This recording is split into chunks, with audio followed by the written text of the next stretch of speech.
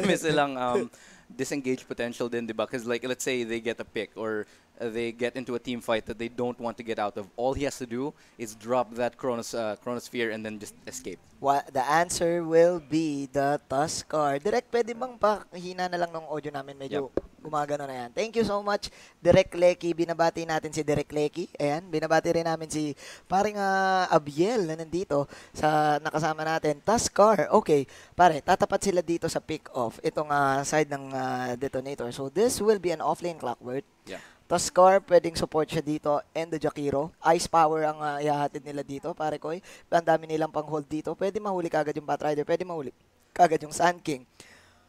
Ang tanong, sino ang mauuna? Paunahan kasi ito eh. They banned the DK kasi may potential mag-push itong Detonator. Yeah. Kapag yung DK nag-level 6, nag-Dragon Form, sasama yung Phantom Lancer, sasama yung Tusk. At gusto mo kasi kapag may DK composition ka, magpupush at magpupush kayo. Yeah. So yun yung nangyari dito. And I think here the idea for Detonator is going to be a lot about winning those team fights para makapush sila later on in the game. That's why you see the Tusk pick. It's very cohesive with the current team that they've already picked up. I mean, his armor that you get for Correct. it, the ultimate, and the Q that he brings out for this is going to be very crucial in The terms of ice shards, yung ice shards. Ang dami din nilang panghuli eh, kasi may hookshot ka, may snowball ka pa, and long range din yung ice pot ni Jakiro dito. Ang kailangan ng Mega Aorus dito, maseta pa na maayos kasi dalawa yung possible disengage nila. You have the Chronosphere, you also have the Sand King Burst Strike, and Epicenter, yung mga biglaang pang-clash. Kapag nauna yung Clockwork dito at hindi niya nahuli yung isa doon sa dalawa na pwede mag-turn around ng team fight, magkakaroon tayo ng mahaba-habang team fight at maraming possibilities na pwede mangyari, pare. And that's the thing, I wanted to also point that out. You also mentioned parang drawn-out team fights. That's, I think, what Mega Aorus doesn't want to get into. Parang wala masyado silang tanky roles. I mean, aside from Sand King, but we don't know if he's going to go squishy or really high strength. And as we saw, Queen of Pain actually has gotten picked. So they're actually very squishy as a team. Medyo mababa ang HP nila. So they don't want to do extended team fights. Sa tingin ko, best pick ni Komin itong QOP dahil sobrang bilis ng pagkapili dito. Sa QOP, hindi talaga pinag-isipan. Pagkakita nila ng Tinker, pili kagad ng QOP. Actually, yung Tinker na to, pwedeng tatlo ang pwede manghuli sa kanya. It's either Sand King, the Batrider, and yung Faceless Void. Yeah. So, medyo sa tingin ko, medyo delikado for the Tinker. Kasi kung gusto mo ng Tinker pick, kapag walang manghuhuli sa'yo, kapag nagda-dagger-dagger ka sa mga puno, knowing na may Batrider ka, na kaya na magpi-pick off din ng dagger, knowing na meron kang Faceless Sand King, mabilis lang din, and meron kang Faceless Void, kailangan mong iwasan yon. And Tinker is a low mobility hero. Yeah, they're really going to have to protect mid lane here if they want to see a successful mid game here. Actually, even late game, kasi if they don't protect that Tinker early on in the game, tas kung ma-shutdown siya with those ganks as you mentioned, wala, it's gonna be an easy sweep here. So they're really going to have to focus on warding that mid lane, really getting that map control around that mid area. You're probably going to see them drop wards along that mid area just to prevent that gank. And yun nga. Habang inaayos mga kaibigan ng ating game, binabati ko kayo lahat dyan. Live po tayo ngayon sa twitch.tv/MinesquiTV. Again, ito po ang ating pinakabagong kabarangay. Hello. Si Paring Ilustrado. Ayan. Actually, may nakapagcast na si Archer, si Yuda, and si Tads. Mamaya makakasama rin natin si Tads ulit dyan. Ladies and gentlemen, put in the hashtag MPGL is back kung isi-share nyo man ang ating game. And let's go into our game. So now it is going to be just, the early sort of setup here. Let's see if they bring out any aggressive wards like we mentioned. Pero Yun nga. parang hindi naman. It looks like they're going to try to get that rune control early on here. Pero let's see if they engage. Standard lanes pa lang naman. So pakilala muna natin pare yung ating mga players. Si Sad Boy ang gagamit ng Faceless Void dito. Kumin as the QOP. That as the Sand King. 14-14. Gagamit ng Dark Willow, and Aloha will be using the Batrider. On the other side here, the Dire, you're going to see Owa playing Clockwork, Abing, I think that's how you pronounce it, playing Phantom Lancer, Yaj playing Tusk, Nasjo playing Tinker, and lastly, Humble on Jakiro. Be humble, sit down. Like what you've said earlier, pare, standard lanes. Pero mukhang magkakaroon ng onting skirmish dito sa ating top lane. That's going to get a nice trap right there. He's going to be caught out. It's going to be 3 people pushing onto him, and he's getting low. I think this is going to be the first blood here coming out from Mega. Yeah, and that's a nice pick. Yeah, just gonna get that final kill onto Aorus, and yeah, that's a nice find to have. But on the other side of the map, still. Nako po, medyo delikado ata. Pero alam mo, sa tingin ko, kayang-kaya naman makawala ni paring Owa dyan. Medyo nasa maling position lang siguro yung Batrider natin. He goes for the cogs to protect his life at 1-0 pare. First blood for the side of the PH squad. Yeah, that's a very nice pick to get there for sort of Detonator rather, and they're gonna want to capitalize on this. That's gonna give them a big early advantage. All they need to do in that lane is to keep it going, keep building that advantage that they have, and not letting the top lane get back into the game. Actually, medyo okay yon for the side of the Batrider kasi knowing na off lane ka dito. Sa ating meta kasi ngayon, parang Ilustrado, pinahirap yung mga experience para dito sa mga off lane natin na wala ng experience yung Bounty Rune. At alam mo kasi, usually kukuha ka ng off lane na okay lang kahit mamatay, ang kailangan niya lang levels, which is good for the Batrider kasi pag nag-level 6 yan, nakuha na siya ng dagger, okay na siya, hindi niya kailangan mag-farm. The bad news here, nakuha dito ng carry ng Detonator at ayaw mong magkaroon ng early farm itong si PL natin. Yeah, that's something you don't want to see, lalo na sa mid-game kasi pag naka-farm talaga yung PL na yan, correct, man. He's just going to steamroll kahit tower dive man lang yan or anything. He's just gonna get out of control. Lalo na pag medyo kumunat-kunat. Kaya rin nila kinuha yung QOP dito, pare. Dahil merong talent yung QOP natin. If ever lumabot tayo, siguro sabihin natin 50-minute game. The late game, kapag umabot tayo dito, yung QOP meron siyang fear mechanic na pwedeng ipang-control doon sa mga illusions ng Phantom Lancer and meron din siyang wave. Yeah. Ayan. One of the things I actually you mentioned earlier that I did want to get into is the meta. But sorry, as I say this, Batrider looks like he's just about to go down. Ooh. He's going to get taken down to like 1 HP. They are still going to chase after him. That could be a very dangerous move. But Humble is going to be brought down so low. Oh, can they finish it? Sand King gets the stun, but I don't think they're going to be finishing this off. Yeah, the magic stick is going to be coming out. Nabuhay pa, pare Coin. At si Aloha, medyo natrap siya dito sa mga eye shards.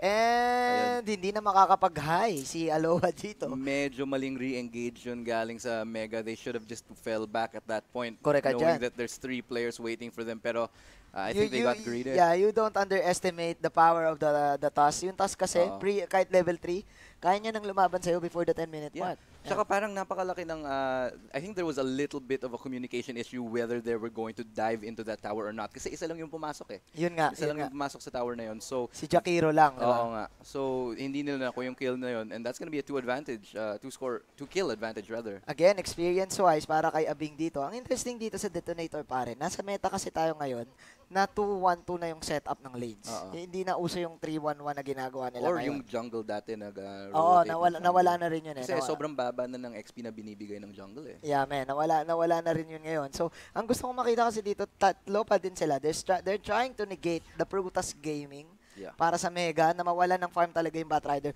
Ma-total shutdown nila. Ang problemahin nila dito is the Faceless George, si Faceless Void, na medyo binibigyan lang nila siguro ng farm kasi mamaya, itong Clockwork for the Detonator side, sasama na to eh.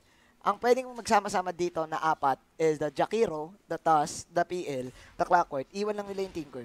Let the Tinker farm. Kasi yung 4 na yun, kaya na nilang lumaban. Pero at the same time, you don't want to leave that Tinker alone too much kasi kung ma-shutdown yung Tinker, yun. Yeah, that's a nice outplay there from that Tinker.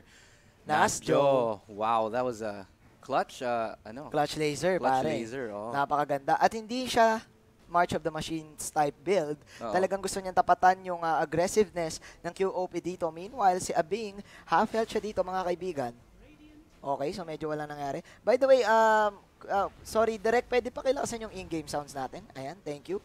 What they did want, I think what they were just trying to go for was that aggressive ward. Parang gusto lang kunin yung map control nila to avoid any incoming ganks. Kasi, as we mentioned earlier, may kill advantage nga sila. So, in order to keep that kill advantage going, waward nila yung lane na yun. Speaking of kill advantage, paring Ilustrado, si Aloha, medyo nahihirapan siya dito. Man, si Abing, nagpadami siya dito mga kaibigan. But here comes a snowball to get that owl. At umalis ka muna dito, Madam Owl.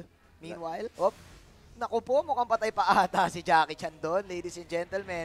Nakabawi dito ang Sand King natin. And si 14-14 goes into the Shadow Realm. Goes for Mr. Yodge. Dark Willow looks to keep this going. Tusk is trying to get out, pero parang low na sila eh. Nice stun there coming from SK, but no, he's gonna get caught in that snowball.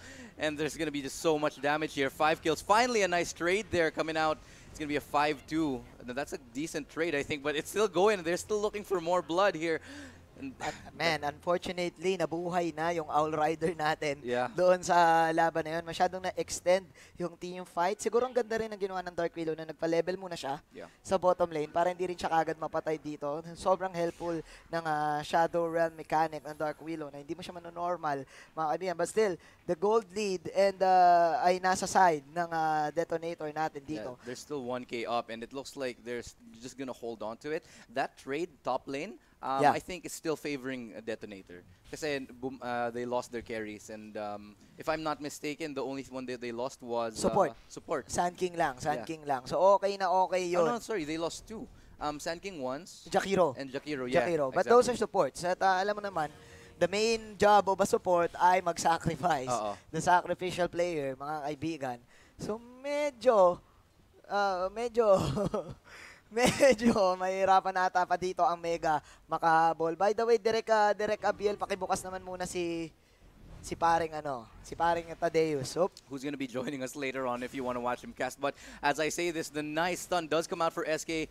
Impale will come out, but the snowball is going to be coming out. Let's see if they get anyone into it. SK does looks like he's going to be caught off guard here. Dark Willow looking to disengage, pero mukhang makakatakas naman siya. SK going back in there. It's gonna be a back and forth fight. Pero mukhang magdi-disengage naman yung both teams without losing anybody here. Pare, sobrang ganda ng ginawa ng adjustment ng Dark Willow dito, helping out the Batrider. Kasi alam niya, itong si Sad Boy, this is his lane. Lane niya na to. Hindi ka na pwedeng lumayan. Kasi medyo nahihirapan na si Owa dito. Look at that. Level 6 against a level 5. At ayaw mong ganyan kataba ang Faceless Void mo bago ang 10-minute mark. For sure, makakuha na siya either Shadow Blade dito or Battle Fury dito. So, ang priority fight ngayon ay nasa top lane. Secure that top lane para sa Batrider Dagger natin. Meanwhile, grabe naman ang ginagawang stacking gaming dito. That is some legit farming if I've ever seen it. Yeah, man. Yeah. Medyo 5-4 ata yung na-stack niya dito. Oo nga eh. Sulit na sulit. Ang mahirap kasi dito pare. Level 2 yung March of the Machines niya. So medyo matatagalan siya. But still, kapag nakuha niya to, that's a big gold increase for him which he will need. As we say, he is gonna be leaving the mid lane. So let's just see how that affects him. Pero mukhang may mag-cover naman para sa kanya. And it looks like there's an incoming gank here actually in the mid lane area. Oo nga, Bestie Kills. Pero eto na nga. Yeah, there we go. It looks like the TP will come out, but it's gonna be cancelled. Nice. Cancel for the TP there, coming in for Dark Willow. That's another kill there going for Mega. But at the same time, top lane is going to be going down as well. Phantom Lancer caught off guard here. They're going to be pursuing him. SK with a nice impale. He's going to get that, but no, the magic stick is going to rain true. He's going to be surviving this hit here, but taking a lot of tower damage is going to be Batrider. They're still pursuing this Phantom Lancer. I think he's going to be going down, and yes, in fact, he will go down. Literal na pinainit ang dance floor. Meanwhile, sa baba, Chronosphere para kay Faceless George. Ito yung sinasabi natin pare kanina, an eye for an eye sa top lane at sa baba naman mga kaibigan. Tingnan mo ngayon, leading na ng 1K yung Mega dahil lang sa Faceless Void. Nga, but as you said, that Batrider gets a nice sneaky kill right there, getting re-aggressive onto top. And I just wanted to mention, that's a really good play from Mega actually coming back from this kill deficit. Kasi ginawa nila, alam nilang may mamamatay sa top lane. So ang ginawa nila is naghunting din sa bot lane, knowing that the bot lane is going to be alone. So Faceless Void got that kill. But at the same time, as I say this, it looks like there's going to be another engagement and SK is going to be caught off guard. Brought to 1 HP, but he does get away. Mabubuhay pa siya dito, pare Koy. Si Abing mag-aabol ata dito, mga kaibigan. The Ice Shards will finish up the Sand King. At naku po, 14-14. Tumatakbo na lang sa buhay niya. Medyo aggressive si Abing dito. Ang question ko, pare, si Abing ay hindi nagpa-farm dito. Siya ang pinakakailangan mag-farm dito na priority sa top lane. Pero mukhang talaga nga answer sila. Gusto siguro nilang respondihan yung, yung early game advantage ng Detonator here. Yeah, tama ka dyan, pero napakagandang balance right. This is deep, man. Yun na nga, sinigawan, pina-baby wave sa muka, kumin, triple kill. Sabihin na natin triple kill dahil 3 tao yun, kasama pa yung carry ng Detonator. I think that's a really big misplay there coming from Detonator. They pushed way too far without any support, and they didn't have any way to get out. Wala silang escape. So that engagement going in past the first tower just to chase a kill, that's not something that you want to do, and that's actually gonna give the advantage here to Mega. Sobrang aggressive nila, pare. Yung lane nila napunta na doon sa pass ng first tower. At ang hirap noon, Besiwap, dahil nga si Sad Boy dito, mukhang happy boy na sa kanyang lane. Because this is a dead lane. Kahit sino na yung pumunta na tumapat sa kanya dito, mahihirapan na siya mapatay. Level 3 yung kanyang time walk dito. Pag nag-level 4 pa yan, 5 seconds lang yung cooldown nung time walk. Ayun, may heal pa yun. Kada after 2 second na previous 2 second na buhay mo, yun yung mababalik gamit yung time walk. So, paano mo mapapatayan knowing na hindi pa ganun kataas yung level sa mga supports mo? Ayun, delikado nga rin kasi pag iniwan mo si Faceless Void to farm alone in bot lane, he's gonna get fat and he's gonna wreck Face. But as this is happening, nice E there coming from the Queen of Pain. The Scream is gonna be bringing them down so low, and that's another kill there.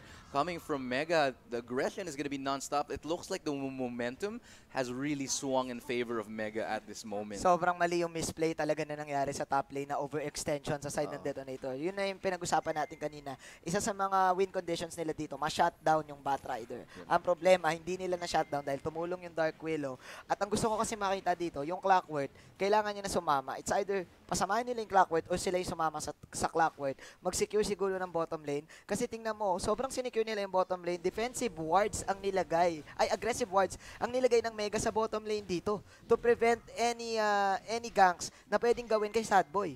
Yeah. When at the same time, what they should have been doing is controlling the top lane instead. Na parang yung wards nila that went to bot lane, they could have just put that on top lane and helped them support and help them get more aggressive into top lane to build that advantage. But they didn't do that.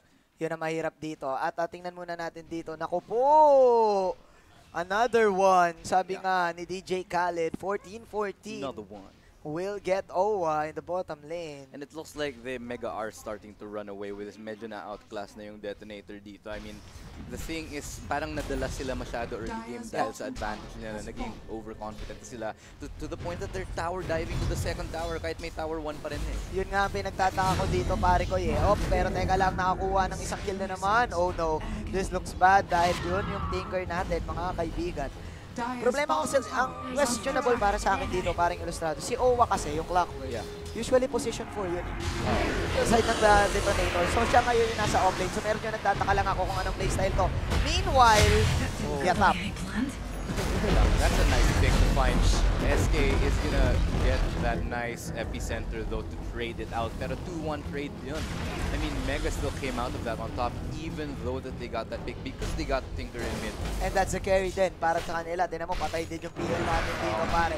Again, Faceless Void, napakaaga. Mga kaibigan, Mass of Madness. Kapag Faceless Void ka, if you go for the Mass of Madness, confident ka sa laro. Kasi medyo ayaw mong lumambot ka sa laban plus the silence or kasi pag na-silence ka, hindi ka rin makakapag-time walk. So, ibig sabihin, alam ng Faceless Void na sobrang lamang sila dito, munti ka pa mamatay yung Tinker. Yeah, that's really dangerous. What can Tinker do here? The only thing that he can do is farm, I think. Pero feeling ko dapat Detonator needs to support mid lane a little more. Maybe ward for him, maybe gank for middle. Kasi Tinker is getting shut down. And that's something that you don't want to see going into the late game. Na yung middle lane mo is walang-wala. Oo, diba? Kasi, pena mo, pangatlo siya dito in terms of net worth. Ang magandang ginagawa ng Mega dito, pare, hindi talaga nila muna pinupush yung top lane tower. Letting Detonator na pumunta lang doon. Kasi kapag yung top lane tower na yan, nabasag na nila, magkakaroon ng free space yung Phantom Lancer natin makapag-farm doon mismo sa top. Yeah. Kasi nandun na sa bandang sa bandang base niya. And talagang lang nila, pinapaliit lang nila yung mapa, kumbaga, ng side ng Detonator dito. And kasi pinuput lang nila yung pressure. Yeah, sorry. And as we were saying, they do bring out the smoke of the seat here, and that's gonna come out, and that's a nice gank right there. As PL is still farming, that's really strange to see. But finally, the re-engage will come out. Tinker with a nice burst, getting them down so low. Queen of Pain is really low here, and it looks like they're gonna be disengaging. Pero parang mag-fall back naman siya, but the damage is so strong right there. Queen of Pain actually still somehow falling. Nakakuha siya doon ng Urn of Shadows, parang Illustrado. Ang magandang nangyari, si Dark Willow, kinancel niya yung ultimate niya. Kung hindi niya siguro kinancel yung ultimate niya, may chance pang mabuhay yung kampi niya doon si QOP. Meanwhile, naku po, hinook shot mga kaibigan. Sad Boy uses the time off to get out in the Chrono Spear. ay mapupunta doon kay Clockwork. Pero nice dodge mula sa snowball ni Mr. Yudge. And they are now chasing. Ayun, how far will they chase with the question? Finally, I think they're doing the smart thing and backing off kasi marami nang magre-respond sa bot lane. That's a missed opportunity. We mentioned this earlier na that's a really smart pick to choose Faceless Void na parang kung kailangan niya mag-disengage, ang dali dahil may Chronosphere at Time Walk siya. So pare, yun ang ginawa niya. Sobrang daya ng Chronos ng Faceless George dahil doon sa kanyang Time Walk mechanic. Dati na 5 seconds tapos may heal. Kapag sabay-sabay kayo na umatake sa kanya, like for example, lahat hook shot, snowball, sabay-sabay nagland, instant time walk, heal lahat ng damage. So kapag kalaban nyo yung Faceless Void, kailangan nyo i-timing na maayos kung kailan nyo ilaland yung mga stuns, kung kailan nyo siya isa-silent. At sorry, ngayon ko lang napansin, wala pala si Jules ngayon sa Detonator. Kasi si Jules, siya yung isa sa mga Dota goods, actually. And he plays the position 5 position role para sa Detonator. Kaya medyo parang hindi sila ganun ka-aggressive. Ang Detonator kasi they're usually aggressive in the early game. Kaya ngayon medyo nadadali-dali. Si Humble yung nag-stand in sa kanya ngayon. I don't know. I think that might play a factor kasi medyo off yung communication nila with the tower dives as we said earlier.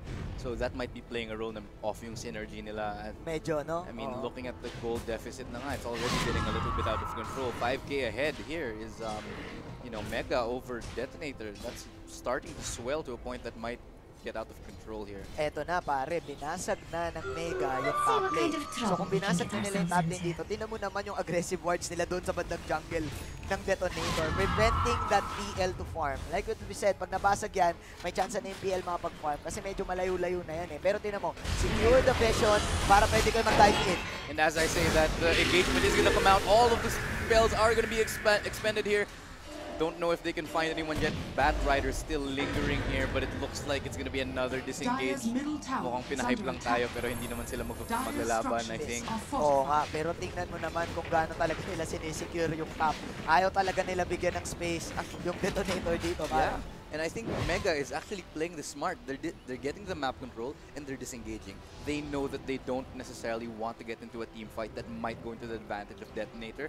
And so what they do is they control that top lane area with smart warding, smart map control, and that's going to give them slow, steady advantage as the round goes on. Oh no, this is a Faceless George. Here comes the Thorn Rose. Hindi pala Thorn Rose. Tapos sa mga Bed of Roses plus the Crown of Flowers. Patay si Mr. Yudge dito. Easy pick off.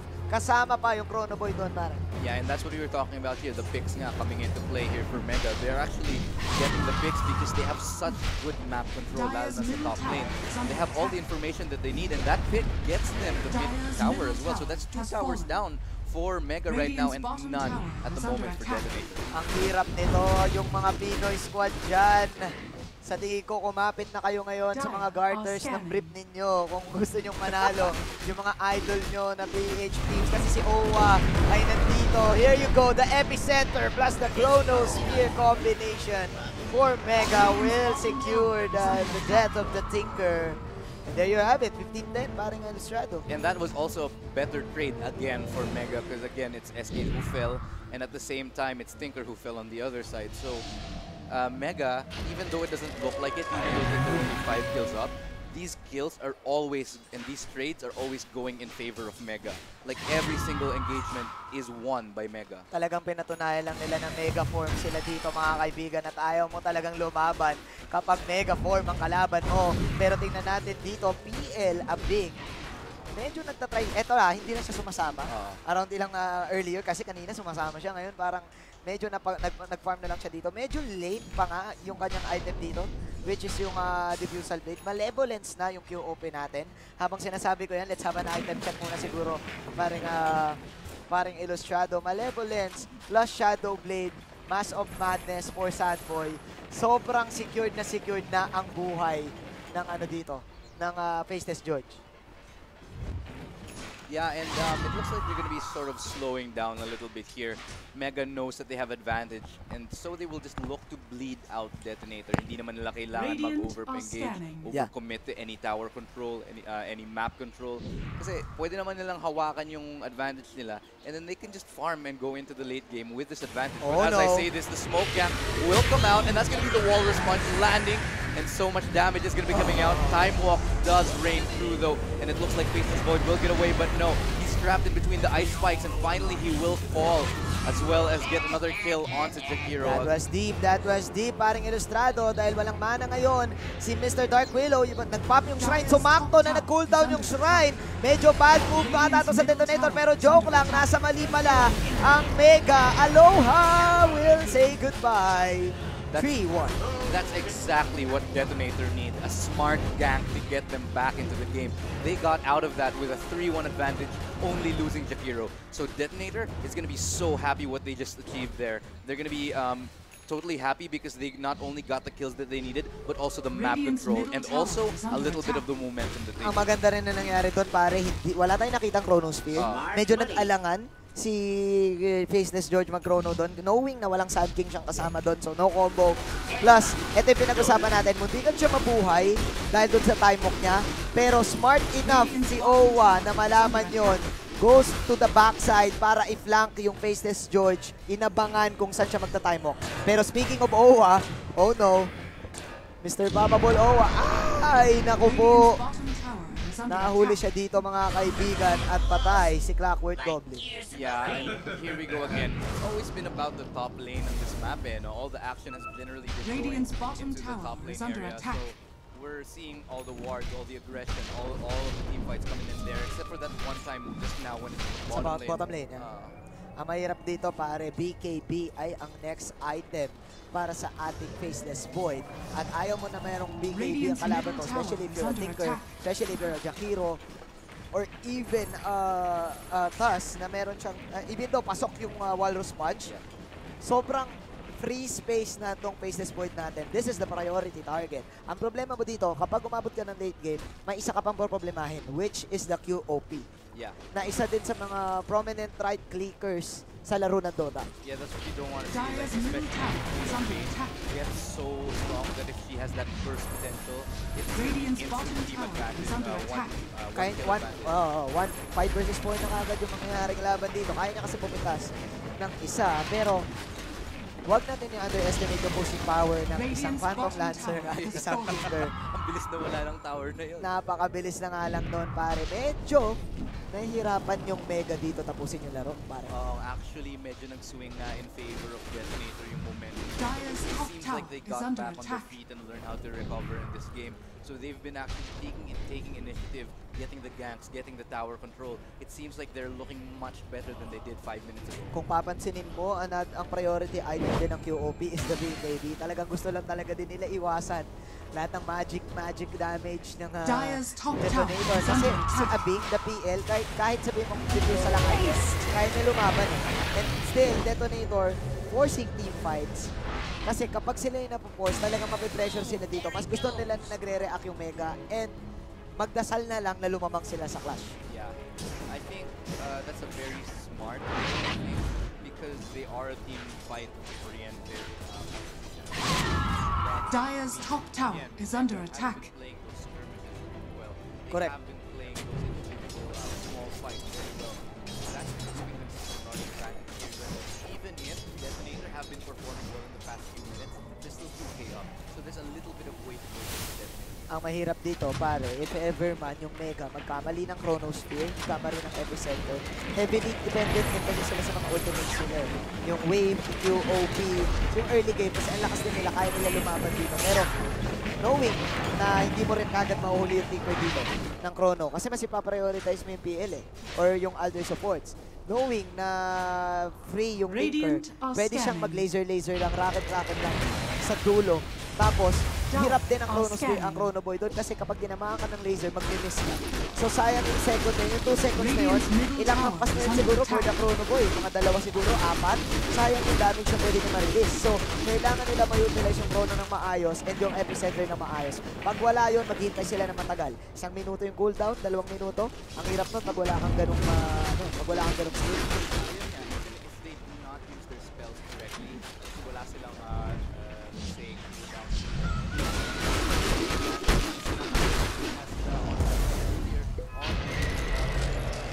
Correct. That's a bit down on here for Detonator, I think. Mag-bait lang nila yung isang Epicenter. Yun, pwede sila mag-bait. Tapos Dire's bottom tower is under attack. Tama ka. Speaking of bringing, kaya rin kasi nila humabol. If ever man, iba team fight, nag-miss, pag magbabak yung kalaban mo, lalo na pag yung kalaban mo full-on team fight, one of the best counters sa team fight, team fight composition, pick off. Kailangan mo lang i-hook, it's either ma-hook, makuha sila ng snowball, habang tumatakbo, patay nila, yun lang pag-asa nila manalo. At unti-unti lumalakas ang play natin dito, pare. Plus the pipe of insights online para kay Owa. At naku po, unti-unti nagiging stalemate ang ating laro. 3K na lang ang kalamangan ng Mega, mga kaibigan. Yeah, it looks like medyo different both teams parang Roshan has fallen to the ring. Worthy I'll take tribute. your tribute.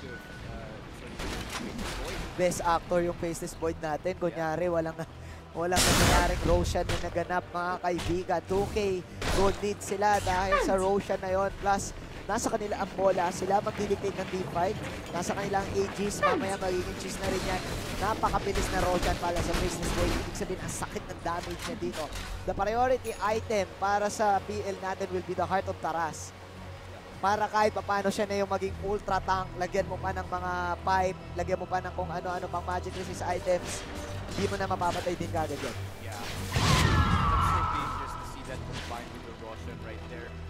What I think is going to happen right now is Mega. Dire's bottom tower is under attack. As you mentioned, they have the ball in their court.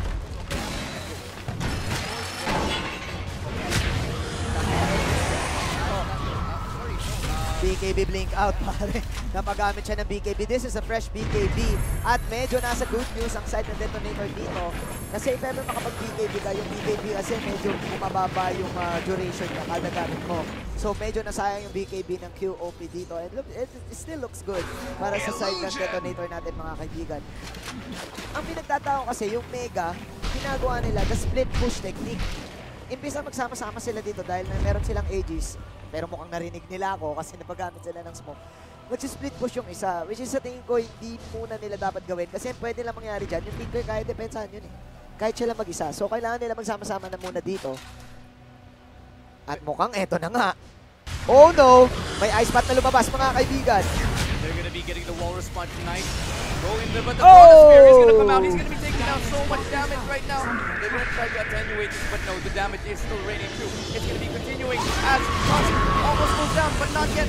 It's going to be the team fight. They're still pushing at the moment, and that's a nice 3-0 advantage there for Mega, winning that team fight, going in exactly when they needed, getting that Chronosphere, and there's no follow-up for Detonator. Beautiful Dota para sa side ng Mega, mga kaibigan. Chronosphere sa 3 or 4 ba yun? Pero Rise para doon sa Dark Willow. Nung sumakto ng Chronosphere, 1 second left para sa Chronosphere natin. Yung Terrorize, napatakbo lahat ng side ng Detonator sa base nila because of the fear. Tamang follow-up ng Burrow Strike and Wave para sa QOP. Ang pinakamaganda nangyari doon, may epicenter pa yung Sand King. So pwede pang lumaban ngayon ang side ng Mega. Pinag-usapan nga natin kanina, kailangan mag-ingat ng Detonator for the big team ultis na meron yung Mega natin, mga kaibigan. And that brings the gold lead up to 9K. Ang problema, wala ata sila na... Ay, isa, may nakuha silang objective, which is the bottom lane. Yeah. They tried to push mid lane, but they couldn't do it. But I think what happened last fight is sobrang simple lang. Sa tingin ko, napakaganda ng set nila. Oo. Ayun. Basta pag maganda talaga yung setup, pag may plano kasi kayo, mas maganda yung setup. Pasok. Pasok na pasok eh. Oo. Oo. Ang ganda. Malinis talaga. Ito yung kailangan nilang iwasan doon. Oh no, tingnan natin dito. Medyo matagal pa ang taras ng ating PL, mga kaibigan. At talagang pinipilit nila itong mid lane natin. Well, I think Detonator's doing the right thing here. They're trying to trade objectives naman kasi, but I don't think they're able to do that at the moment. They're going to be fended off right now by Mega, who's going to push them away. And so nothing gained here from Detonator right now. It looks like Detonator is grasping at straws because it's already a 10K advantage here for Mega. Ang maganda ginagawa ng Sand King dito, parang ilustrado. Talagang ninenegate niya lang yung equilibrium ng Detonator. Dito na natin nakikita yung macro sa size ng Dota. Pero teka lang, Sir Chief, Patay ata si Sadboy dito na burst ng Tinker at lahat. In-underestimate niya yung damage ng Detonator. Oh no! That's not what you want to do. You should never discount the damage that a Tinker can bring up. That kind of burst is always going to mess you up. And that's going to give them not only one tower advantage, but potentially two as they push onto the second tower. Plus, pare, Aegis yun. Para dun sa Faceless Void. So, questionable move para sa Mega. Lumamang na sila. Pinasarap lang ng Detonator, kumbaga, at Detonator pa makabasag ng T2 dahil may nangyayari crush na ngayon. Oh no, may burst strike na lumabas. Nice silent para sa QOP para di na makatakas itong clockwork natin. Napakagandang terrorize para sa dulo. Detonator pa yung nawala doon sa laban at may follow up through pa itong si Mr. Tatby. Burst strike sa Jack-Chan. They should actually re-engage at this point kasi I think they can still win a team fight if they re-engage considering wala pa yung Faceless Void, but it looks like they're gonna play the safe route. They're gonna take that tower advantage because they got two and they're gonna fall back. I mean, even if Jakiro dies here, I think that's Detonator are still gonna be happy with that engagement. It's okay. Tama ka dyan. Pero medyo, sa tingin ko, miscommunications na naman. Kasi pwede nilang basagin lang yung towers doon. Tapos mag-back na agad. Tapos mag-back na. Si Owa talagang napalaban na lang. Nahuli kasi siya eh. Nahuli siya ng Batrider na papasok siya sa base eh. Yeah, tama ka nga dyan. Kaya napalaban na lang siya doon. And that's actually good trade para sa Mega. Gusto mo na meron kang napipitas na isa after a tower kill kasay ng Detonator. At eto na. That's another pick right there, getting SK who they know kasi SK has been farming this bottom lane for the longest time. So the question is, why hasn't SK fallen back yet after all this time? Because they know that he's there. And we know that Detonator has been trying to come back, has been trying to get those picks. So ayun na nga, dapat nag-fall back siya much earlier on. Parang ginagawa rin kasi ng Sandpick pare to control the creep equilibrium, knowing na may Tinker sa kalaban. Alam nyo, talo talaga kayo in terms of creep wave. So kahit anong mangyari, kukontrolin mo yan para maging favorable sa side mo. Kasi kapag yung Tinker, etong tatlong lane na to, lane ng Tinker yan. Lane ng Tinker yan. Kailangan nyo talaga mag-stay dyan. May possibility, nagsistay siya doon para ma-spot out din yung Tinker kapag mag-TTP. Kasi kung papansin natin dito sa baba, meron siyang ward na nilagay din doon. If ever man doon magdagay yung Tinker, huliin niya ng epicenter. Kaya niya kasi patayin yun eh. Ang mahirap, napitas siya. So, mahirap din dun if there is a team fight without SK. Wala siya. Yeah. So, at the same time, while he is trying to sort of farm bottom lane, get that lane control, wala siya sa team niya. Kaya if a team fight breaks out, like what happened in mid lane earlier, there's no way that SK can respond to it. Tama ka dyan, pare. At mukhang magkakaroon tayo ng team fight dito sa ating top lane, mga kaibigan. Ang ganda ng Frozen Sigil ni Yudge dito para makita yung ating QOP kung saan sila pwesto. At yun lang din naman talaga yung panglaban mo sa magagandang setup eh. Alamin mo kung saan manggagaling yung kalaban. But as this is happening, the smoke does come out. It looks like Mega is looking for a team fight here, but the wall is going to be slowing them down. I don't think an engage is possible, but the BKB will be popped. And it looks like Batrider will try to get that ulti, but he is not going to get it. That's so much damage. Queen of Pain bursting Phantom Lancer down. That's the carry down. That's another. And that could be 3. Si Dave yung Chronosphere sa Tinker. Huwag ka na daw mag-isip, Tinker. Sabi dito ni Sadboy. Happy boy na siya ngayon. At naku po. Yudge, Dota. And they saw him Magdasal ka na daw, man. At mukhang patay pa din siya. 4-1 in favor of Mega. Paring ilustrado. Ito yung pinag-usapan natin. Ang isa sa mga pang-counter sa setup, maspatan mo kagad. Ang problema, mali ng position yung Detonator dun sa laban na yon. Nasa bottom side sila, ay nasa lower ground sila ng mapa. Even though meron silang site doon, paano nila masisetapan ng pick-offs yun na dikit-dikit yung Mega plus yung threat ng Chrono, hindi ka talaga agad makakapasok. I think what may have happened here is that naisip kasi siguro ng Detonator na they have vision of Queen of Pain. They're not gonna engage. Kaya siguro inisip nila, ay malayo pa yung Mega dito eh. Pero hindi nila nakita na nag-smoke gank na sila, na ang lapit na nila, and that's gonna cost them 4 people. Correct ka dyan. At ang malas pa, dahil ang pinaka-naunang nahuli dito ay ang PL. Napag-usapan natin kanina, ang form of disengage lang ng Detonator, snowball, siya ka-hook shot. Yung hook shot, hindi naman siya yung instant AOE disengage. Possible na isa lang yung pwede matamaan mo doon. Sige, possible na 3, pero sobrang liit ng chance na 3 matamaan mo ng hook kapag mag-aadikit lang yung mga kalaban mo. At paano mo po protektahan to si Abing kung huling-huli na nga siya talaga doon, mga kaibigan. So again, Detonator, sila pa rin ang kumakapit para sa laban na to. 9K gold lead para sa Mega, mga kaibigan. But actually, even though it's a 9K gold lead, it doesn't end like a nearly 10 kill advantage here. It doesn't seem like it kasi lumalaban yung Detonator. They know how to respond eh. They take towers, they take map control. But I think what's just happening right now is that Mega is just outplaying them a little bit on every instance. Like, yeah. Kapag may clash lang, this goes to show na yung experience kasi ng Detonator ang nakikita natin dito in terms of macro Dota na. And wala na tayong pakialam sa mga nangyari nung una, kung paano yung mga micro na napipita si ganito. Ito na yung kung paano mo lalaruin yung mapa. Sino may control ng creep wave? Sino yung nagpo-push? Kung papansinin mo si Tinker, pagilid-gilid lang, push-push lang. Paano mo ma-handle to? Nga pala pare, bibigyan kita ng fun fact. okay. Mayroon kami tinatawag na 4 na sakit sa Dota. Okay. At isa nandito. Ano Si yun? Phantom Cancer. Phantom Si Phantom Cancer. Dahil isa yan sa cancer, pero naku po!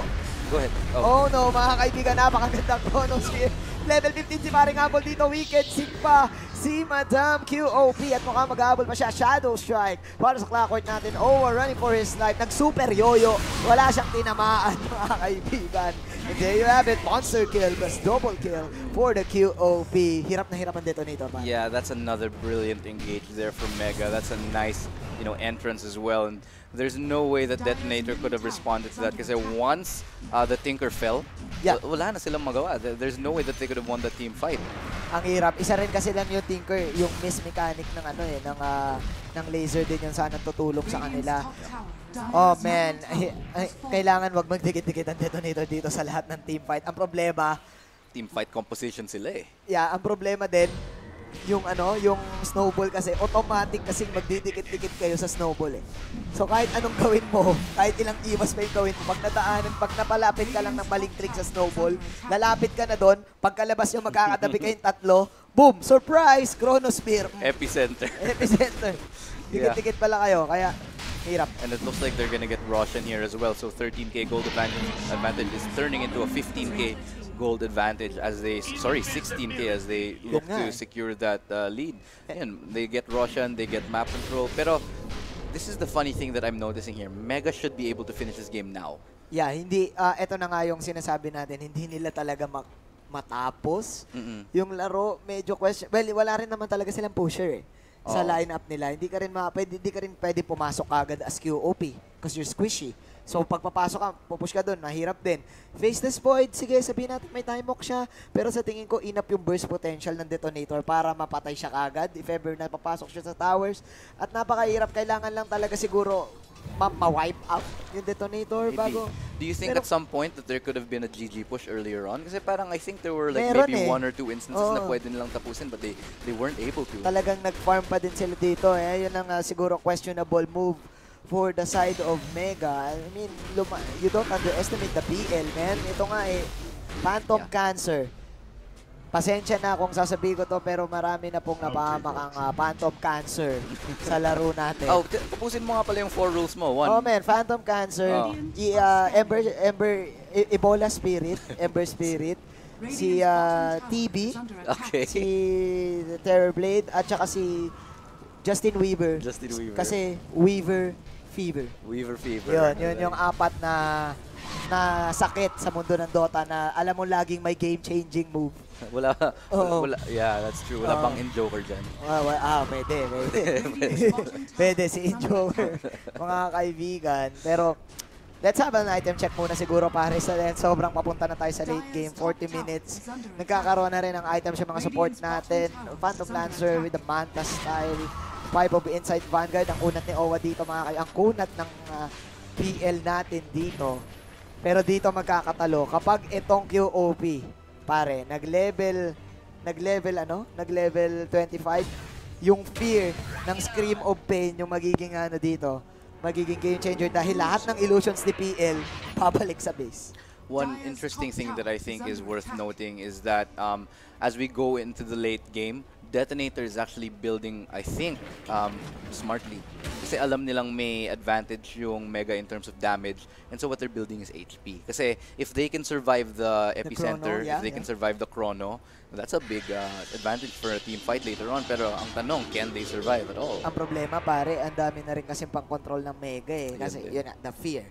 Ito, yung mga Bed of Roses ni Dark Willow, di ka rin lahat ng illusion mo pag tumama dun, instant get up. Plus, Sand King is a great counter to Illusion Heroes kasi ubos ka agad eh. So, paano mo sila masa-psycho? Kumbaga, how will you put the Joker into their mentality, mga kaibigan? 31-16. 18 gold lead para sa Mega. Lincoln Spear pa ang UOP dito. Yeah, she's gonna be hard to kill. Plus with that BKB and the Roshan, I don't see them killing her anytime soon. Yeah. Ang kunat ba? 2K? Yeah. I think the only thing that they can do here, Detonator, in order to get the advantage is to really win a team fight. Maybe get a kill onto Dark Willow, maybe pick off Batrider somehow. Mega needs to misplay significantly in order for them to lose this game. Kasi sa kanila, I think at this point, it's their game to lose. Napakahirap nito, pare ko. Kailangan na nila tapusin to bago mapaaga. Pero ito they should be pushing though. Kasi may Roshan na sila eh. I don't know why they're not pushing. Tingin ko na, siguro may onting ka ba? Din, siguro. Kasi pwede na lang i-GG push to eh. I think ayaw din nila i-risk eh. Ayun yung mahirap kapag ayaw mong i-risk ang isang bagay. Mga kaibigan, magre-regret ka sa huli. Kasi eto pare, kapag natalo tong Mega, instant basag ka agad yung towers ng Mega dito dahil sa PL. Yun nga, if they lose maybe in a team fight, na two isa people. Kahit isa lang siguro, no? Mas mag-push yung Detonator. Ang bilis mamawala ng mga tower. Yung Roxas na, mas mabilis mag-push ang Detonator dahil sa PL dito, mga kaibigan. At eto na ata yung wini-wish mo na last push na pwedeng gawin na Mega, parang Ilustrado. It looks like they're setting up for it. Ward control is going to be coming out, pero I think it's going to be it. They're going to be going for the team fight right now as they do engage. Nice Chronosphere gets no one as I say that. That's a big whiff. So Detonator looking to capitalize on that. But as I say, this Queen of Pain gets a nice pick onto Jakiro. Let's see how that plays out. Ooh, that's another nice trade out right there as they do disengage. So again, the push not working out for Mega. They cannot close out this game. The wrong mistake for the Faceless Void. Mga kaibigan, masyadong halata, paring Ilustrado, yung ginawa ng Faceless Void. Questionable move for the Sand King. Usually, kapag nagkaka-team fights, mid-fight siya pumapasok. Ngayon, siya yung nasa una na medyo halata para sa Detonator. Mga pro players to.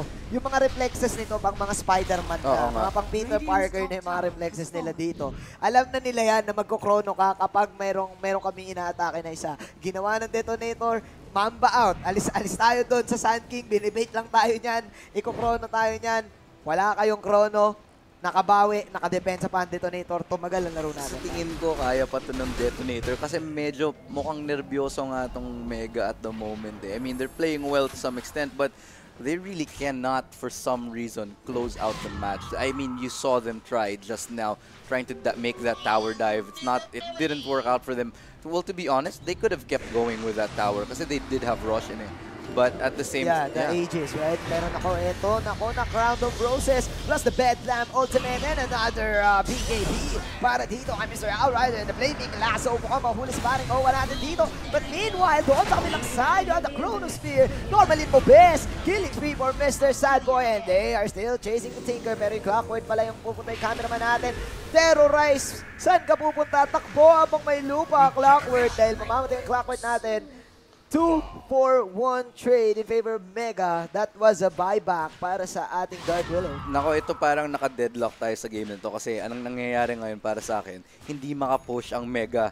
I mean, hindi maka-GG push ang Mega. Sabay, ang Detonator, hindi rin makalabas ng base. Kasi pinipita sila pagkalabas sila ng base. Ang hirap nito. Roshan, sa tingin ko sa Roshan pa tayo magkakatalo. Pero alam na ng Mega na dalawa yung wala sa Detonator. Yung form of disengage nila, which is the hook shot plus the snowball. So, sa tingin ko, pwede na nilang i-push to as in now na even though wala kayong chrono. They should do it now because there's two people down. But, you know, they look relentless. There's so much damage coming in just from the illusions right now. And as well as Tinker's March of the Machines. March of the Machines. Thank you, I forgot. And yeah, it looks like that's probably one of the reasons why they can't push here. There's just so much wave clear right now from Detonator. They can't high ground Ayun, tsaka walang burst din ng ang Mega for the wave I mean, the most wave clear they have, I think, is Queen of Pain. Correct. And so in order for them to get a push in, they're gonna have to deal with Jakiro's skills. They're gonna have to deal with Tinker's March of the Machines. They're gonna have to deal with Clockwork also. So ang hirap talaga makapush onto Kaya Detonator. sila may BKB, pare. Ang mahirap kasi dito, nag-aalangan sila kung i-waste ba nila yung BKB para matank yung mga March of the Machines. Yeah. Or talagang hintayin na lang din nila maubos. Pero sa tingin ko, okay lang kung i-waste nila. Kasi yung duration ng BKB na yun, enough damage na yun para sa towers. Yeah. Talagang ayaw lang din talaga nila i-risk yung mga buhay nila dito. Kasi talagang siguro bago lang din sila sa liga. Alam mo naman, mga rising stars tong mga natin mga players natin dito. So medyo may mga questionable plays tayo nakikita. And now Detonator talagang kapit lang dahil mukhang Owl Rider ang mamamatay. BKB will be popped. Does actually get out somehow with a TP. BKB takbo. Ay, naku po, mga kaibigan. Meanwhile, si Owa naman dito, napakagandali. Two-man Chronosphere, pare. Yeah, and they look to follow up on this. I think they're going to be getting Tinker down as well. But SK also falls in response to this, and the team fight is still going right now. That's Faceless Void going down. Detonator look in a good position to actually end this right now if they can get this other kill. But no, he's going to actually get out somehow. They can chase still alive, this. but they are chasing him right now. Queen of Pain still sitting pretty. Can blink out though, but that's a 3-man advantage that Detonator is going to be getting away with. Sakto. And so they can actually push right now. I mean, we mentioned earlier, you mentioned specifically that once PL gets any chance to push, he's going to be taking down so many towers. And it looks like that's exactly what they're doing. Detonator here, looking like they have so much resolve, looking like they're going to take a tower, actually maybe even the barracks here. They could actually end this potentially if they don't have buyback. Dalawang option dito, pare Barracks or Roshan. Ayun. Barracks or Roshan. At mukhang sa Barracks sila gugusto. Napakabilis nito. Tingnan mo lang. Walang pang depensa ang Mega dito bukod sa QOP. Yeah. Sa QOP lang. Yung Patrider, hindi niya na magagamit yung Firefly niya pang depensa kasi kailangan niya lumapit. At tingnan mo, ginagawa lang silang bata ni paring Abig dito, man.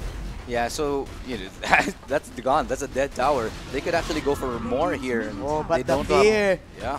But the fear is there. Comes the hook shot. There's Flaming Lasso, mga kaibigan, at this level 24 Phantom Lancer. Pero napakakunat. BKB has been popped for the QOP. Kumin, lumalaban lang siya ngayon. Naku po, pumasok ang ating Dark Willow. Pops the bed of Roses, bless the bed lamp. Pero nandito ang ating Tinker. Tamang laser rocket tank. Terrorizers para sa ating Dark Willow. Pero not enough damage for the side of Mega. That's a big misplay right there coming from Mega. They didn't need to engage on that. They've lost even more players and buybacks from this. And so the thing is, Detonator, they could keep pushing, but they're not going to. They're going to be happy with that advantage because they've gained so much from that one push and that one kill. But they could actually go for Roshan here. Is it up? Yes, and it looks like they're going to be taking it. So, ooh. But they do spot out right now. Faceless Void is lurking in the shadows right here. Can they spot him out? Chronosphere does come out, but it does not succeed. Oh, somehow follows him through the Chronosphere, and they look like they're going to be disengaging here. BKB also popped, but no chase is coming out here. Kung si Abing hindi tumama, hindi natamaan ng Chrono, he can use his Phantom Lance at hahabulin lang yung Chrono Boy doon. Ibang klase ang ginawa ng task natin doon, Mr. Yaj with the dodge. Yeah. Yaj with the dodge. Sobrang talino ni Yaj with the dodge. It rhymes, man. Yeah, it does rhyme. It and rhymes. He got away with that like some sort of smooth criminal. Like, sakting timing niya pagka-pop ng Chronosphere, that's when he went in, and that's because of his play, because of that one dodge. They get Roshan. That's how good that play was. Yeah, option 2. Yun nga yung sinabi natin kanina. Option 1, option 2. Na-disrupt na ngayon yung laruan ng Team Mega, mga kaibigan. At yung Pinoy squad, talagang hinahabol lang from a 10K deficit. I mean, actually, 15K at one point. Deficit. 18K. 8K na lang ngayon. Yeah, they came back from an 18K deficit actually. So, you know, Mega here, unable to close things out, but Detonator really clawing back into the game. And I think you were noticing, the Lotus Orb does come out here for Tusk, and that's going to be a big deal later on if he can time that on with like the ultimate of Queen of Pain, or you know. Yeah, I mean, Sand King, babalik yung Burst Strike. Talagang tanggal lang lahat ng magic dito. Sand King with the same place as earlier. Talagang control lang ng grip equilibrium. Pero alam mo, even though 8K gold din ng Mega, talagang Detonator, nandun pa din talaga yung pusong Pinoy eh. Alam mo yung pag pusong Pinoy, Hindi sila nagpapatalo Hindi magpapatalo eh. Balita ko, kayong mga ilustrado, hindi talaga kayo nagpapatalo. Well, you know, we love our freedom. We love our freedom. Tandaan mo na isusulat to pare sa history. Kapag ang Pilipino na ginalit mo, lalaban at lalaban yan. Tama. Naisusulat po yan, mga kaibigan. Oh, man. First game pa lang to, mga kaibigan. And it's already a trip. Yeah, ganito nakainit. I mean, hindi talaga nagpapatalo tong Detonator kahit napakalaki ng advantage nila. They know how, and with the beautiful thing about how Detonator is playing this match is they know how to play from behind. Kasi kahit napakalaking advantage ng Mega, alam nila kung paano mag-play na napakalaki ng deficit nila. And it is working brilliantly. Ito ang experience ni Owa, pare. Isa sa mga kanilang shot callers in terms of macro management. Sino magpupush dito? Saan ka magpupush? Game ba? Pasok ba? Roshan ba tayo? Owa, mga kaibigan. I mean, lahat din sila eh. Yaj, Abing sobrang consistent din sa kanyang carry dito. Nasa kanya na lahat eh. I mean, kung titingnan natin ang net worth, tingnan mo naman. Yeah, he's come back. Kanina wala yan eh. And now he's in the first, and earlier we saw Queen of Pain and I think Faceless Void. No. Yeah, Queen of Pain and Faceless Void were the top two for a very long time. Tapos nakabawi na lang si Phantom Lancer as we went into the game. Pare, third Roshan na pala yun. So dalawang hook ang meron si Owa natin dito because of the Refractor Shard. At sobrang ang liit na ng mapa dito ng Mega. One of the problems ng Detonator, pare. What is... Oh, sorry. I thought they were engaging on the top lane here. Illusion yun, pare. Illusion lang pala. Illusion yun. Illusion yun. Actually, isa rin sa mga main problems ng Detonator sa mga past games nila is hindi rin nila kaya kagad tapusin yung game. So, tingnan natin dito. Medyo lumalamang sila pero risky. I mean, on their side, risky din kasi yung Chrono. Sa pagkakaalam ko, ginuwa nung Faceless George yung mas malaking Chrono Sphere na tayo. So para mas marami siya mahuli, especially the Tinker. Kung makachamba man na nandun yung Tinker at hindi talaga nila pwede pasukin din yung kagad-kagad. Ang pwedeng gawin ng Mega dito, have that boots of travel para sa QOP. QOP ang mag-split. Yeah. Not the Sand King. That's a very interesting point we've come across here. I mean, that's a very big decision from Faceless Void whether to get the bigger Chronosphere. I mean, I think that it's gonna come down to whether he hits it or not. Kung may makukuha siya sa Chronosphere niya. I mean, the backtrack damage is huge if he wants to. I think the backtrack might have been the better option kasi looking at para buhay siya. Para buhay siya for a lot longer time and going into the late game, that's gonna be a big deal. But again, as I say that, I mean, it could potentially be a game-changing, actually, dinidebate din kasi minsan. It depends on the game din kasi. If you want na gusto mo mahuli kagad, you go for that plus 175 radius ng Chrono. And kung gusto mo ng survivability, aim to get the backtrack. Pero kasi team fight nga sila eh. So talagang tulong kung tulong. Pero ako backtrack na din siguro. Ang dami na kasi nilang crowd control eh. Oo nga. You have the Fear, you have the Sand King, meron ka Dark Willow, you've got so ba't ka pa kukuha pa ng isa pang crowd control? Oo nga. I think at this point, especially going to the late game, what you really want is for your carries to stay alive and do as much damage as possible. Kasi pag nawala yung Chrono, kailangan mo kailangan mo makabanat ng husto. Ng madami pa. Pero tingnan natin, alam mo, nanonood lang naman tayo. We're just shoutcasters and they're the pro players. Yeah, we'll see. I mean, the smoke gank is gonna come out and they might catch off Clockwork here, who is he's so Mr. dead. Owa. Ang layo niya. Napakalayo niya. This is dead, man. The Clockwork. He does have buyback, so I think it will come out though. But may isa pa. No. They're gonna keep re-engaging here. The Chronosphere will come out. It only lands onto Phantom Lancer. That's a very big problem right there. Can he survive? Actually, somehow manages. He can. He can. He actually brings back with the lifesteal right there. Still staying alive with the illusions. Gonna keep pushing down, but eventually he's actually gonna get one. Sand King is gonna fall. Walang tumama yung hookshot dito. Nice ice pad. Tumama dito sa QOP natin, mga kaibigan. Pero blink out for the QOP. Nabuhay ang PL natin dito, mga kaibigan. Sand King yung mawawala. Here comes the TP for the Tinker. Nang-TP siya sa Taskar natin dito. Pero napakagandang Bed of Roses para sa ating Dark Willow. Para hindi sila mahabol dito. Napakakunat ng PL natin, paring ilustrado. Yes, ang kunat niya, pero at the same time, ang ganda ng re-engage ng Detonator doon. Knowing that they were one down, kahit 4v5 sila, they made this decision to take a risk, to take a team fight, even though that they're one man down. and they got that into the advantage. I mean, look at what Faceless Void did. He got the Phantom Lancer dead to rights. Pero dahil ang kunat ng Phantom Lancer, and we mentioned this earlier, na tama ang binibuild nila. Ayun. Oh, 3-man chrono. They make that a 4-man chrono. Pero naku po, may setup dito ng Ice Path. Yanig sa Tajin for the epicenter Sand King. Pero wala sila mapapatay dito si Abing. Naku po, nasunog sa apoy, paring Ilustrado. Oh, finally, they're gonna fall here, and I think that might just be the end here for Detonator.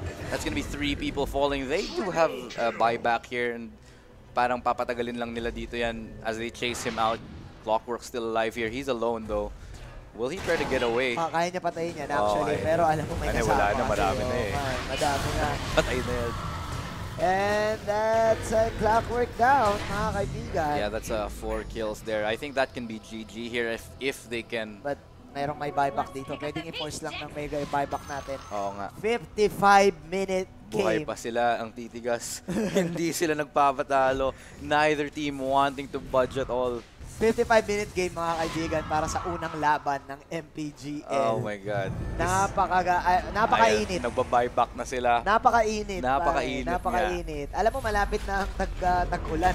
Summer, pero... Ang init talaga. Ibang malapit. Ayan. Uy, naku po. Ay, mag-fallback na tong Mega ngayon. Oh my G. Sobrang ganda ng chrono. Isa rin kasi sa mga debates kung bakit ayaw mong kunin yung mas malaking chrono. Kasi paano makaka-follow up yung mga kasama mo? Oo, kasi kung sobrang laki ng radius. Pati yung mga kasama mo, di rin nila ma-follow. Ganun yung nangyari kanina, nung PL lang yung nahuli ng chrono. Hindi nakapag-follow up yung Sand King kasi hindi siya pwede pumasok doon. Pero in this instance, Queen of Pain was able to isolate. Kasi ang ganda ng placement ng Chronosphere na yun. Even if Queen of Pain dived straight in, he had this really good position that he could just burst out as much skills as he could. Correct ka dyan, pare. Tingnan natin dito, mga kaibigan.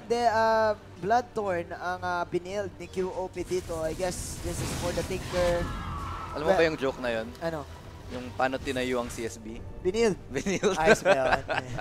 Binabati ko lahat ng mga binildyano. Yan, sa mga Lasal Beeps. Kahit mga shout Lasal, out. We're both from CSB here. So kahit sa mga taga-TAF. Mga tropa ka. Happy tea dyan. Happy tea. Ano ba ngayon? Wednesday? Wednesday ngayon. Bukas na. Bukas pa. Pero nakikita mo ba yung mga video? Yung mga hindi na. Wala na. Naka-move on na ako Naka-move on na si Manjin. Sa ganyang stage. Pa-cast-cast na lang muna kami ngayon. Shoutout sa lahat ng estudyante nating players actually. Sa lahat ng mga school nyo dyan. Mga kaibigan, eto, let's go back to the game. Buso Travel para kay Kumin. That's a nice idea. I think that's the right thing to buy, especially with the mobility of Tinker, who can be at any place at any given time right now. And it looks like they're going to be setting up for Roshan. Queen of Pain and Faceless Void are going to be going to that, but Clockwork is going to be spotting them, so they know they're taking this. I don't know if they can contest this, and it looks like they will, so they are going to be falling back from this. Mega looks to just give it up, I think, and that's going to be Roshan just contested, and no one's looking for a team fight at the moment. They're still just in this tense situation whether who's going to budge first, who's going to engage first. And it's all a matter of who gets that really good opening pick first. Pare, sobrang crucial ng Roshan na yun. Kasi this is the 4th Roshan. Refresher shard to. Yeah. So kapag may refresher ka, bigay mo sa Faceless Void, ang mangyayari 2 Chronosphere. Yeah. Ang mapapap mo at ayaw mo sa side. Problema nyo na nga yung Chrono. What if may isa pa kayong Chrono na problema dito? And they actually do get it. So Queen of Pain finds that Aegis, and who's gonna get the refresher shard actually? It's either the QOP or the Faceless Void. At napunta nga sa Faceless Void. Yeah, he's gonna store that in his inventory for the meantime, and that's very bad news there for Detonator. Correct. Kasi kung kahit nag-miss si Faceless Void ng isang chrono, may isa pa siya. Ang problema paano pag nag-miss tumama yung ayun pag nag-miss yung dalawa, yun na yun. Problema na yun. Sobrang laki pa naman ng Chronosphere niya. Yun nga. Actually, 2 yung option eh. Pwede na rin ibigay sa Kyop yun eh. Oo nga. For 2 wave. Kasi mabilis na rin naman yung regeneration ng mana niya. So kaya niya. Pero sa tingin ko mas okay na Faceless Void na lang. Paano pag krinono nila tapos nag-push na lang? Parang like just chrono all the players and then push one. Pero mapapatay lang din sila. Mapapatay lang din sila after ng chrono. That's true. Hindi rin nila kahit tapusin kagad. Oh man, 58-minute game mga kaibigan. Ito na yung situation sa mundo ng Dota na parang hindi na nag-i-exist yung Dota. Ito na yung sinasabi namin pare na paunahan pumindot. Oo nga. magalingan mag-computer. Kung sino na mas magaling mag-computer dito sa mga to, eto na yung mananalo. Unang maumay, Yun. unang pumindot ng Q, unang pumindot ng right click. Battle of attrition na lang. Nandito na yan, oh. Like, this is at the point where you see sino talaga yung nag-grind ng Dota na matagalan. Who has the mental resolve. I mean, this is really taxing on the shot caller, lalo na yung IGL nila. I mean, for 60 minutes, napaka-intense ng game mo, tapos mag-shot call ka pa, madali ka mapapagod. Lalo na pag may game ka pa. Naku po, ginawang fork mga kaibigan. Sino to? Naku, QOP na magamit ng BKB na may hook shot sa kanyang kampe. Si Baring Owa, first Chronosphere para dun sa repressure. Naku, sad boy, mukhang happy na happy dahil nakapatay pa siya. At si Fear tumatak. Ay, naku, si Abing ang naiwan, pare ko. Yeah, that's a really bad situation, but look at the HP for BL. He's still good here. They're making a nice comeback. Phantom Lancer is doing so much work. The buyback will come out for Faceless Void. He's going to be getting into that fight, but as I say that, Tinker does actually fall, and the Aegis will come out again, so the team fight will be extended here. Dark Willow falls. She buys back. That's going to be so much damage still going out right now, and it looks like PL will finally go down as well. And the team fight... chasing. Oh no, mukhang patay ata dito. Si Yaj. Yaj, can you dodge? Pero pupunta siya dito kay paring Sadboy. At naku po, Yaj. Ang pagkakamali. Ang daming nangyaring buyback sa laban na yun. Ang tagal ng team fight na yun. Ang tagal ng team fight, napakakunat. At sa pagkakaalam ko, may Chronosphere pa na isa. Yeah. Ayun, may Chronosphere pa. Yung Faceless Void. Yeah, he could use this and GG push at right now because there's only 3 players alive for Detonator, and I think this is probably what's gonna do it here if they can continue this. Hindi pa carries yun, paring Ilusada. Ayaw na nila, sabi nila, hoy, ayaw na namin mag-Dota. Tatapusin na namin, ayaw na namin ng rocks. They're going for the fourth tier tower. And it looks like they're going to be actually going for the GG push. Nice stun there coming out from SK. He's going to be catching somebody off guard, right? That's the second chrono, and that's going to be big.